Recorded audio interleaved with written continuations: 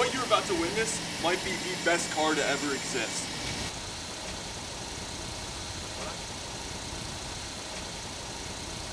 When I first came to Japan and laid eyes upon the Nissan Cube, I shat on it. I'm saying that reluctantly because that has been one of my greatest regrets after being here for almost 2 years.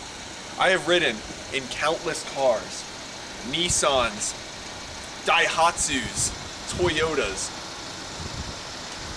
And while the experience has been alright, nothing comes quite close to the good old Nissan Cube. Spacious, somewhat fast, and stylish. If you like Minecraft. Let's talk about the interior. If I'm gonna be dead honest, I don't know what this car doesn't have. It's got dual cup holders. You can't see the other one because it's on the other side of the steering wheel. And let me talk about the steering wheel. Slick, black. Compartments for various things. It's a car. It's got... It may not look like much, but... Now let's talk about the exterior. Unlike most cars in Japan, the Nissan Cube is equipped with a very large trunk space. I have my sub and amplifier back here with space for groceries, car parts, literally anything you might need while on the road. Alright, let's get it. The Nissan Cube has great tires.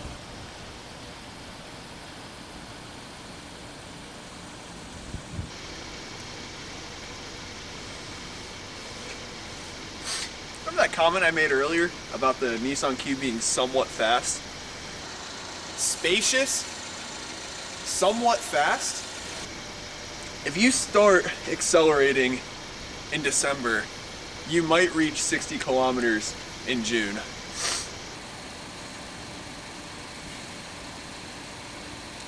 Next thing we should talk about is aerodynamics.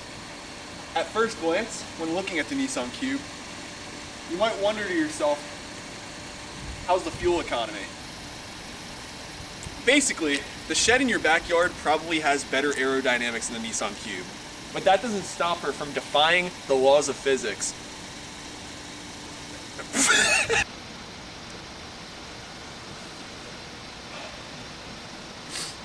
To be honest, the Nissan Cube has everything any car owner would like. If you're a fan of Jeep, it's got round headlights, and quite frankly, she's small. If you're driving in the city, this is great because it's compact and it's versatile. But not only is she compact, she's also very spacious for a car in Japan. If you've ever ridden in a Daihatsu Mira and trying to fit even 2 people in the back seat, it's uncomfortable. Guess how many people you can fit in the back seat of this one? 3.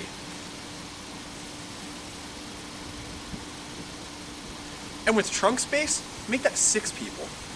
You don't get that kind of space in Japan.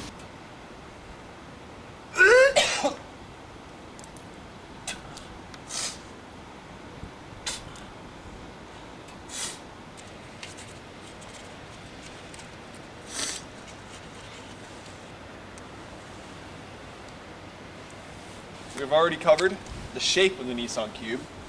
Let's get into why that's so significant. This car is iconic. Not all cars look the way the Nissan Cube looks. With its sleek, wide, it looks good. It's good car. I like Nissan Cube. This car fucking sucks. Quite honestly, I fucking hate this car.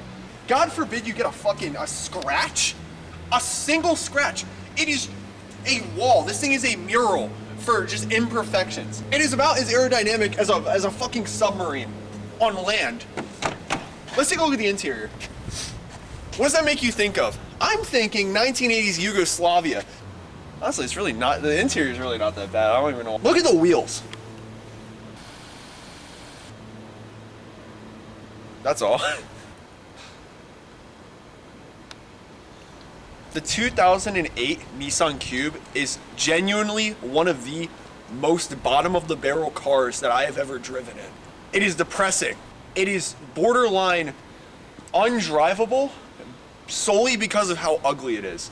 Nobody wants a Nissan Cube. The only reason you buy one is because either A, someone's giving it away for free, or fucking $5, or two, you only have $5. God forbid you're racing.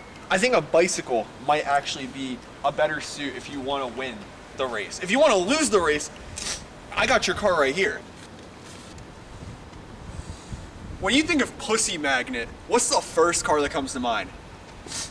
I'll give you time to think, because I know damn well it's not gonna be this car. The closest thing to a pussy magnet that this car is two magnets of the same pole trying to come near each other, because they're gonna go away from each other. That is how much pussy you're getting. I hate this car. Have I mentioned how fucking ugly it is? If you pull up to the club expecting to impress some ladies with this, they would much rather get on the bike. The one that beat you in the same fucking race from earlier. God, I hate this car.